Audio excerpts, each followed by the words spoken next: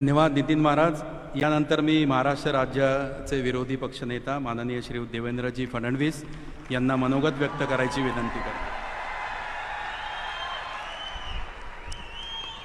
बोला पुंडलिक वरदा हरी विठ्ठल श्री ज्ञानदेव तुकाराम पंढरीनाथ भगवान की जय। माऊली ज्ञानेश्वर महाराज की, जगद्गुरु तुकाराम महाराज की, भारत माता की, छत्रपति शिवाजी महाराज की। आज खरं म्हणजे आपल्या सर्वांकरता हा अत्यंत आनंदाचा आणि अभिमानाचा सोहळा आहे की प्रत्यक्ष जगद्गुरु तुकाराम महाराजांच्या शिळा मंदिराच्या उद्घाटन प्रसंगी आपल्यामध्ये भारत देशाचेच नाही तर अखिल विश्वामध्ये सर्वाधिक लोकप्रिय असलेले पंतप्रधान आदरणीय नरेंद्र मोदीजी या ठिकाणी आले आहेत। मी त्यांचं स्वागत करतो। मंचावर उपस्थित महाराष्ट्राचे उपमुख्यमंत्री माननीय अजितदादा पवार, आमचे अध्यक्ष माननीय चंद्रकांतदादा पाटील, त्याचप्रमाणे विशेष रूपानं या ठिकाणी उपस्थित आपल्या सर्वांचेच अतिशय ज्येष्ठ मारुतीबुवा कुरेकर महाराज, त्याचप्रमाणे या मंदिर समितीचे अध्यक्ष नितीन महाराज मोरे, आचार्य तुषार भोसले, मंचासमोर बसलेली सर्व विद्वज्जन, सर्व संतगण आणि उपस्थित सर्व माझ्या वारकरी भगिनी आणि बंधूंनो, आपल्या सर्वांना जय हरी। मी स्वतःला अतिशय भाग्यशाली समजतो। कदाचित मागच्या जन्मात कुठली तरी पुण्याई केली असेल म्हणून आज या मंदिराच्या उद्घाटन प्रसंगी माननीय मोदीजींसोबत मला देखील उपस्थित राहता आलं। मी खरोखर नितीन बुवा आपले अतिशय मनापासून आभार मानतो।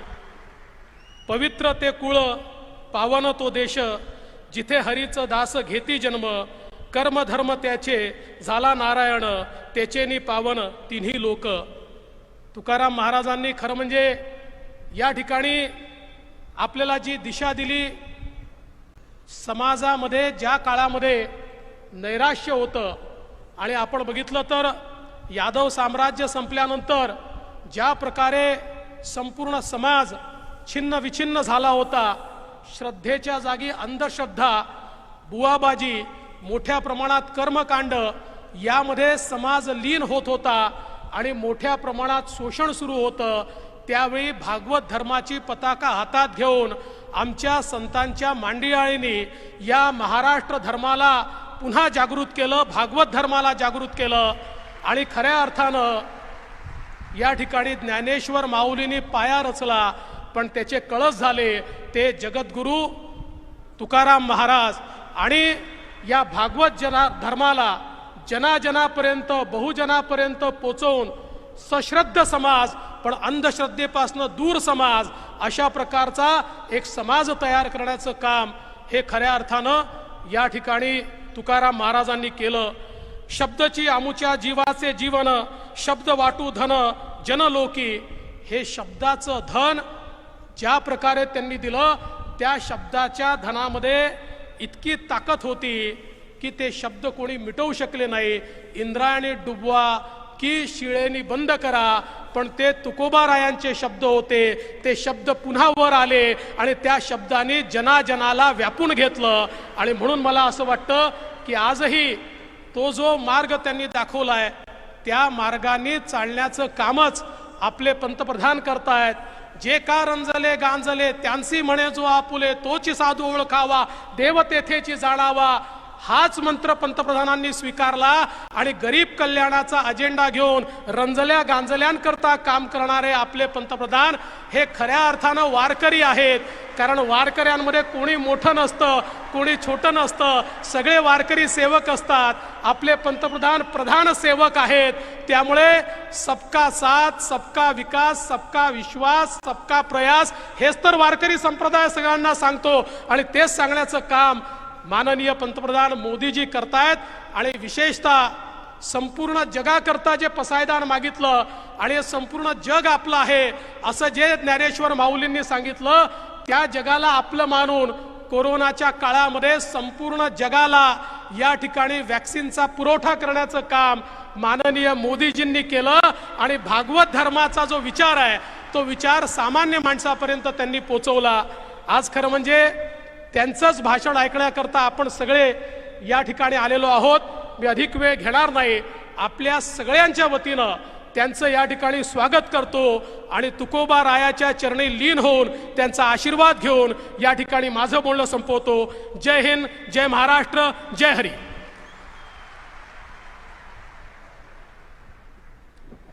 निवृत्ती ज्ञानदेव सोपान मुक्ताई एकनाथ नामदेव तुकाराम ईश्वरनिष्ठांच्या मांदियाळीमध्ये 18 पगड जातींना सामावून घेणारा पंढरपूरचा विठ्ठल, ज्याच्यामध्ये नरहरी सोनार आहे, सावता माळी आहेत आणि चोखोबा आहेत. संत चोखामेळा व परिवार यांची सार्थ अभंग गाथा याचं विमोचन यानंतर माननीय पंतप्रधान नरेंद्रजी मोदी यांच्या शुभहस्ते होणार आहे, ज्याची निर्मिती केलेली आहे संत चोखामेळा अध्यासन केंद्र पुणे आणि विवेक व्यासपीठ पुणे यांनी. संपादक डॉक्टर ओम श्री दत्तोपासक. श्री संत चोखामेळा व परिवार सार्थ अभंग गाथेचं विमोचन माननीय पंतप्रधान नरेंद्रजी मोदी यांनी करावं अशी नम्र विनंती.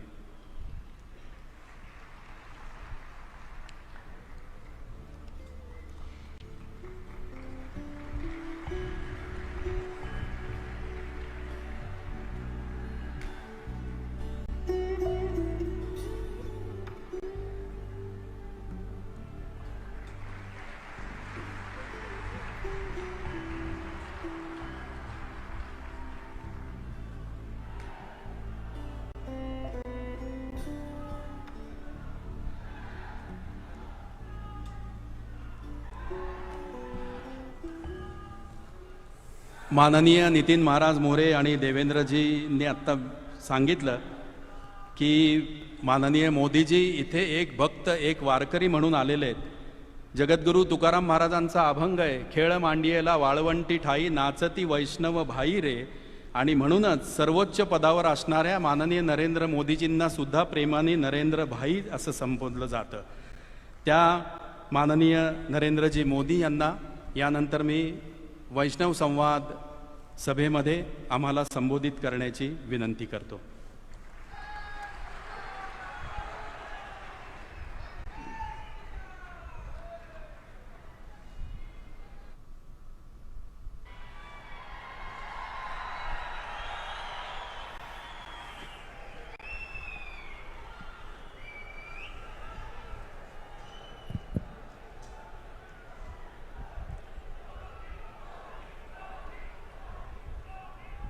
श्री विठ्ठलाय नमः.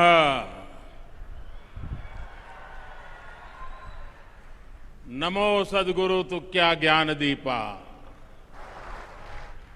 नमो सद्गुरु सच्चिदानंद रूपा. नमो सद्गुरु भक्त कल्याण मूर्ति. नमो सद्गुरु भास्करा पूर्ण कीर्ति. मस्तक है पायावरी या वारकरी संतांच्या.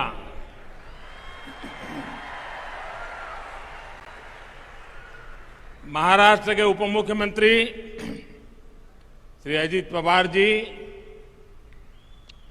प्रतिपक्ष नेता श्री देवेंद्र फडणवीस जी, पूर्व मंत्री श्री चंद्रकांत पाटिल जी, वारकरी संत श्री मुरली बाबा कुरेकर जी, जगतगुरु श्री संत तुकाराम महाराज संस्थान के चेयरमैन नितिन मोरे जी, आध्यात्मिक आघाड़ी के प्रेसिडेंट आचार्य श्री तुषार भोसले जी, यहां उपस्थित संतगण, देवियों और सज्जनों, भगवान विट्ठल और सभी वारकरी संतों के चरणों में मेरा कोटि कोटि वंदन।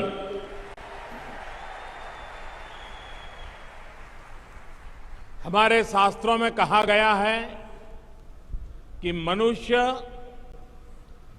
मनुष्य जन्म में सबसे दुर्लभ संतों का सत्संग है।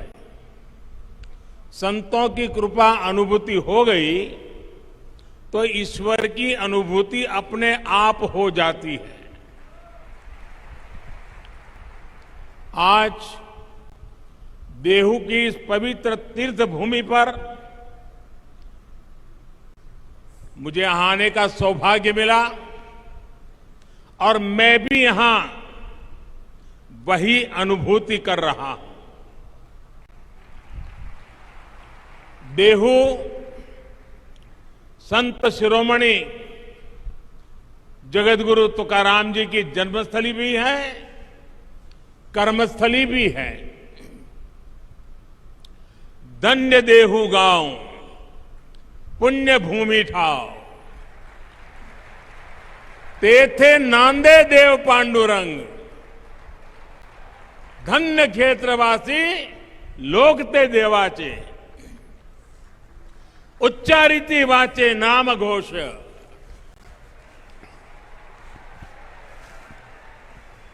देहू में भगवान पांडुरंग का नित्य निवास भी है और यहां का जन जन स्वयं भी भक्ति से ओतप्रोत संत स्वरूप ही है। इसी भाव से मैं देहू के सभी नागरिकों को, मेरी माताओं बहनों को आदरपूर्वक नमन करता हूं। अभी कुछ महीने पहले ही मुझे पालकी मार्ग में 2 राष्ट्रीय राजमार्ग को 4 लेन करने के लिए शिलान्यास का अवसर मिला था। श्री संत ज्ञानेश्वर महाराज पालकी मार्ग का निर्माण 5 चरणों में होगा और संत तुकाराम महाराज पालकी मार्ग का निर्माण 3 चरणों में पूरा किया जाएगा। इन सभी चरणों में 350 किलोमीटर से ज्यादा लंबाई के हाईवे बनेंगे और इस पर 11,000 करोड़ रुपए से भी अधिक का खर्च किया जाएगा। इन प्रयासों से क्षेत्र के विकास को भी गति मिलेगी। आज सौभाग्य से पवित्र शिला मंदिर के लोकार्पण के लिए मुझे देहू में आने का सौभाग्य मिला है। जिस शिला पर स्वयं संत तुकाराम जी ने 13 दिनों तक तपस्या की हो, जो शिला संत तुकाराम जी के बोध और वैराग्य की साक्षी बनी हो, मैं मानता हूं कि वो सिर्फ शिला नहीं, वो तो भक्ति और ज्ञान की आधारशिला स्वरूप है। देहू का शिला मंदिर न केवल भक्ति की शक्ति का एक केंद्र है, बल्कि भारत के सांस्कृतिक भविष्य को भी प्रशस्त करता है।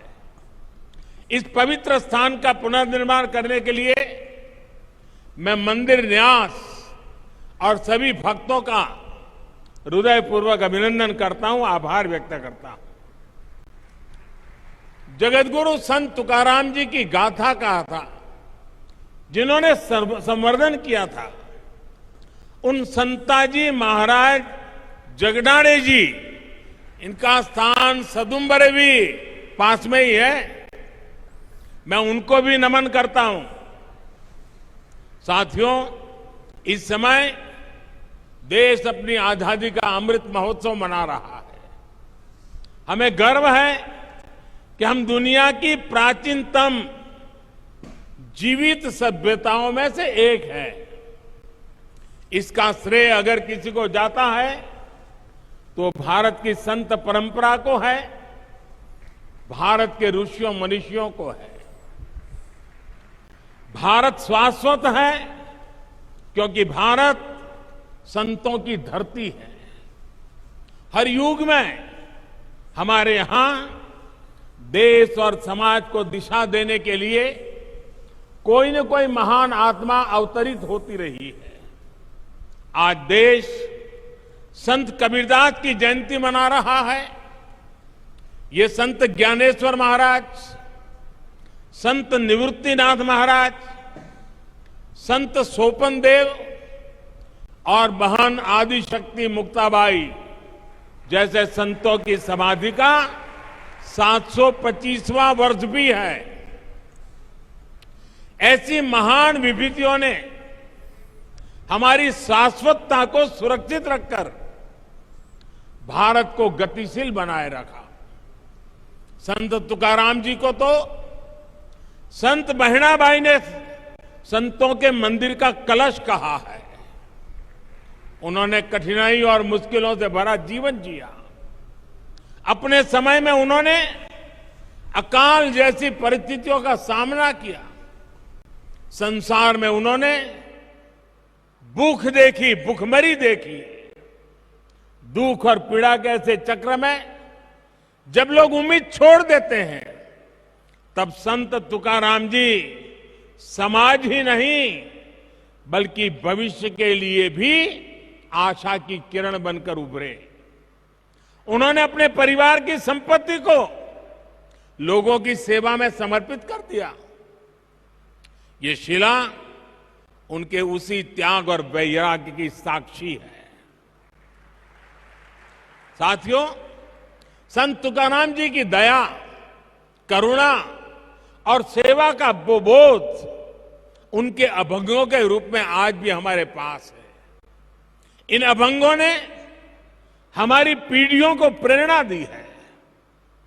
जो भंग नहीं होता, जो समय के साथ शाश्वत और प्रासंगिक रहता है, वही तो अभंग होता है।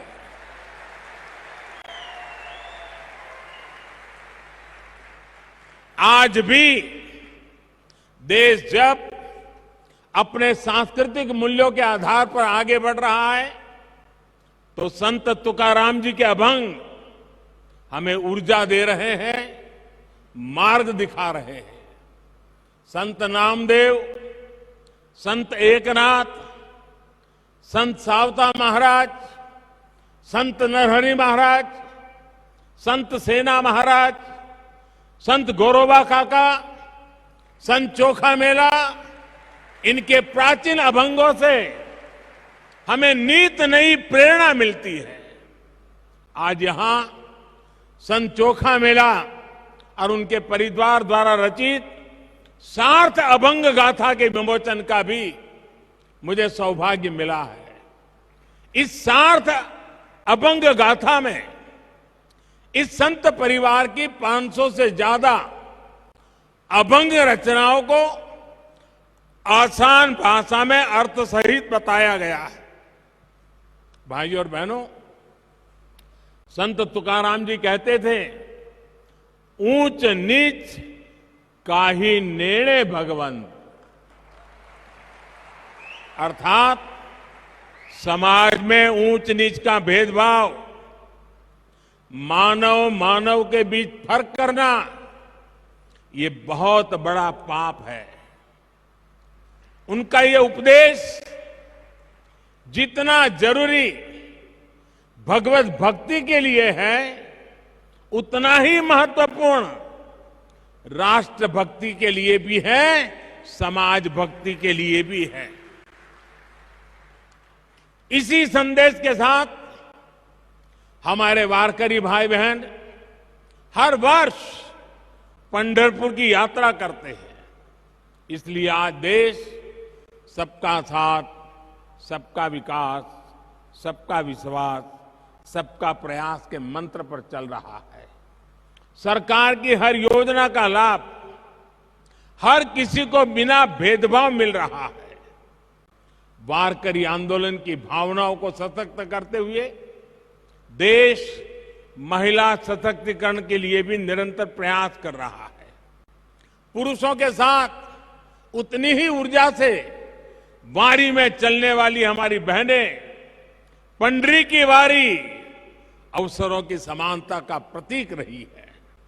साथियों, संत तुकाराम जी कहते थे, जेका रंजले गांजले,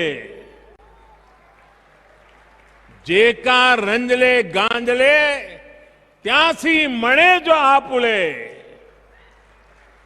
तोची साधु ओळखवा, देव तेथेची जानवा।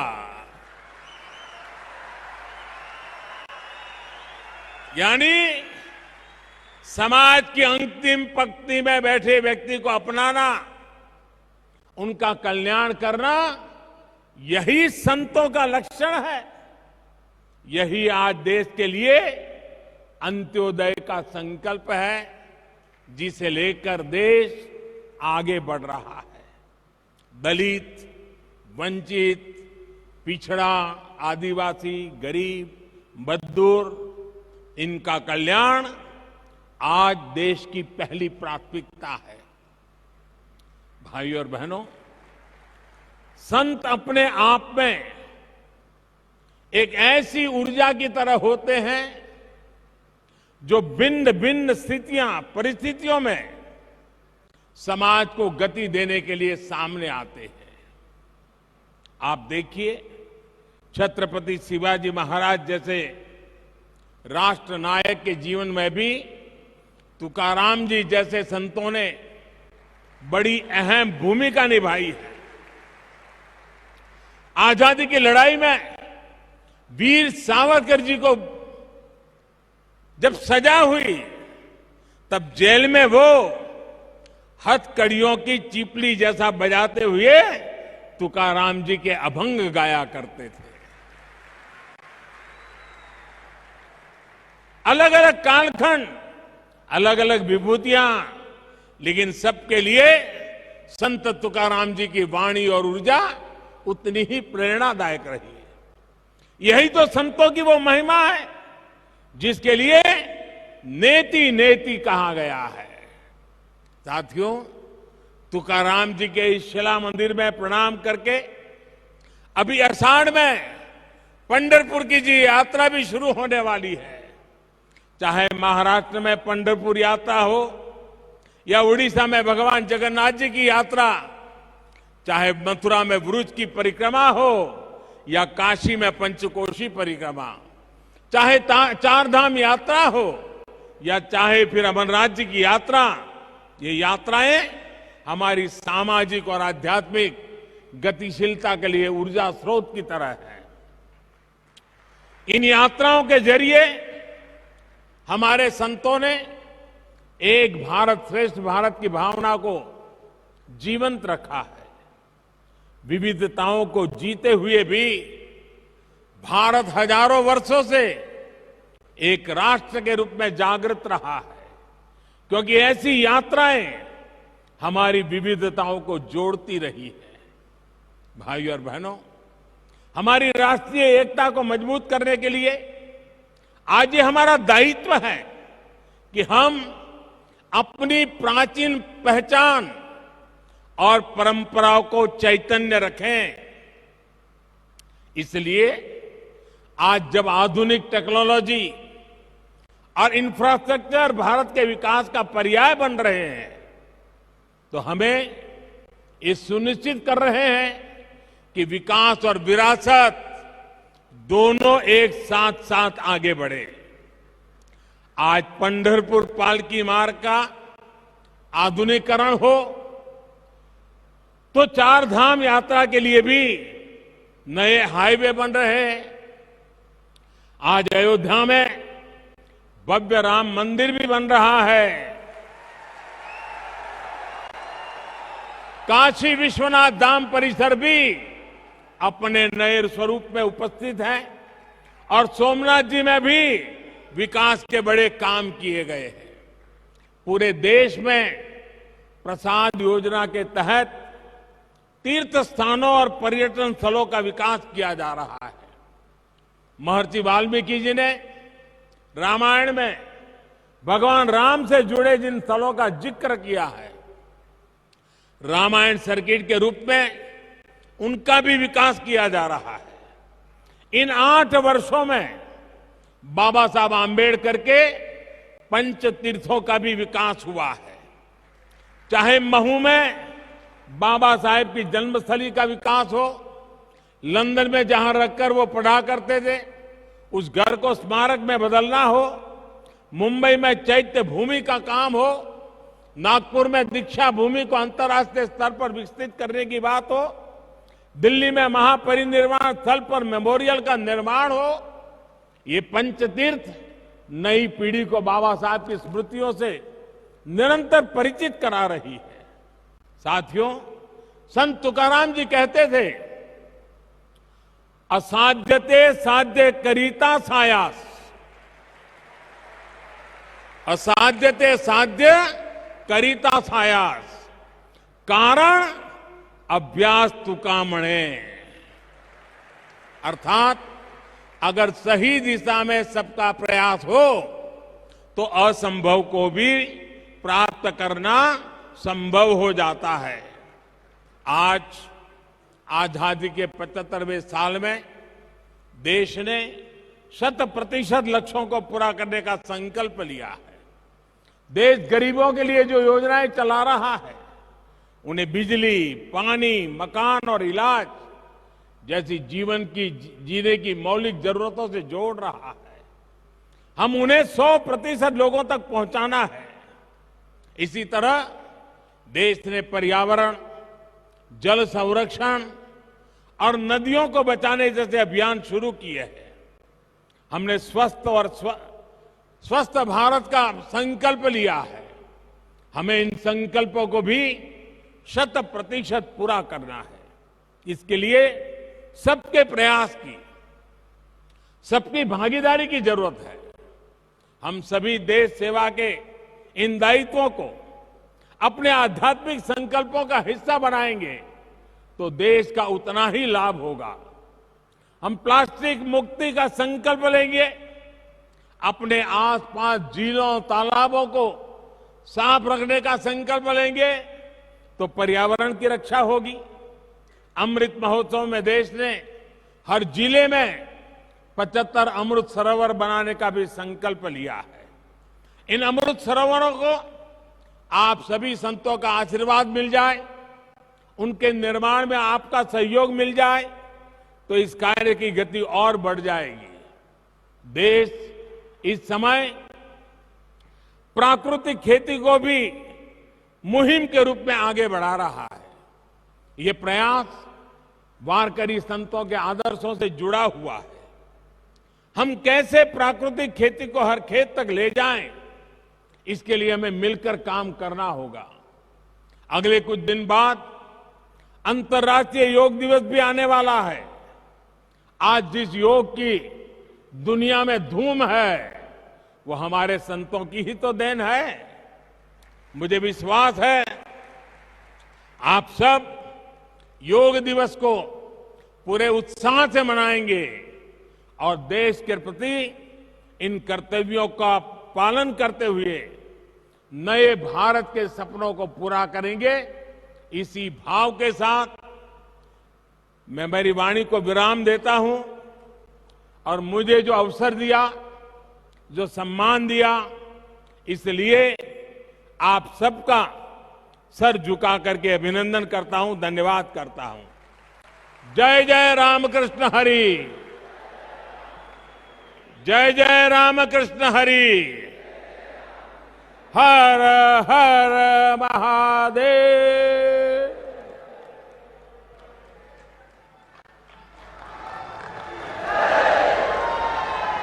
जगद्गुरु श्री संत तुकाराम महाराज संस्थान श्री क्षेत्र देहूच्या वतीने या समारंभाला उपस्थित राहिलेले माननीय पंतप्रधान नरेंद्रजी मोदी, माननीय नामदार अजितदादा पवार, विरोधी पक्षनेते देवेंद्रजी फडणवीस, माननीय चंद्रकांत दादा पाटील, आदरणीय शांतीब्रह्म हरिभक्तपरायण मारुती बाबा कुरेकर आणि आचार्य तुषारजी भोसले या सर्व मान्यवरांचे आम्ही खूप मनपूर्वक आभार मानतो. धन्यवाद. चा कार्यक्रम या ठिकाणी संपन्न झाला असं जाहीर करतो.